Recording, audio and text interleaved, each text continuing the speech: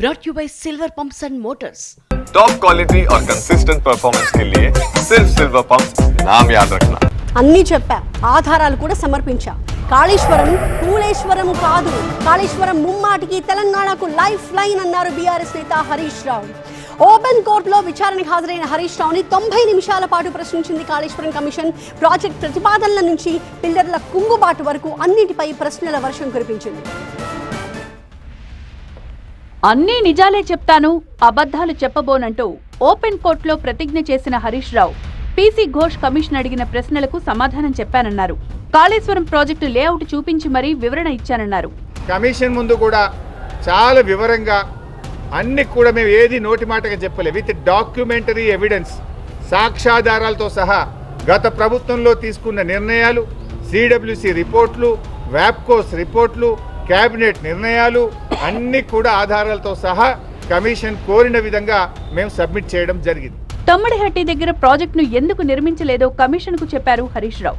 Maharashtra CWC అభ్యంతరాల వల్లే project redesign జరిగిందన్నారు. So వ్యాప్కోస్ నివేదిక మేరకు, సెంట్రల్ వాటర్ కమిషన్ సూచనల మేరకు మహారాష్ట్ర ఒప్పుకోకపోవడం వల్ల మన ఇంజనీర్ల రికమెండేషన్ మేరకు ఆనాడు రాష్ట్ర ప్రభుత్వం నీళ్లు లేని చోట నుంచి నీళ్లున్న చోటకు మేడిగడ్డ ప్రాజెక్టుకు రూపకల్పన చేశాం.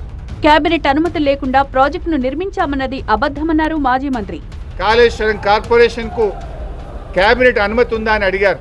కేబినెట్ అనుమతి ఉంది అని స్పష్టంగా వివరాలన్నీ కూడా అందించడం జరిగింది. అదేవిధంగా బ్యారేజీ లొకేషన్ మార్పుల గురించి కూడా అడిగారు, అన్నారం సుందిళ్ల గురించి. అది ప్యూర్లీ టెక్నికల్ డెసిషన్. ఓవైపు కాళేశ్వరం ప్రాజెక్టు పనికిరాదంటూనే సీఎం రేవంత్ 2 రిజర్వాయర్లకు శంకుస్థాపనలు చేశారన్నారు హరీష్ రావు. కాంగ్రెస్ 2 నాల్కల ధోరణి ఇక్కడే బయటపడిందన్నారు.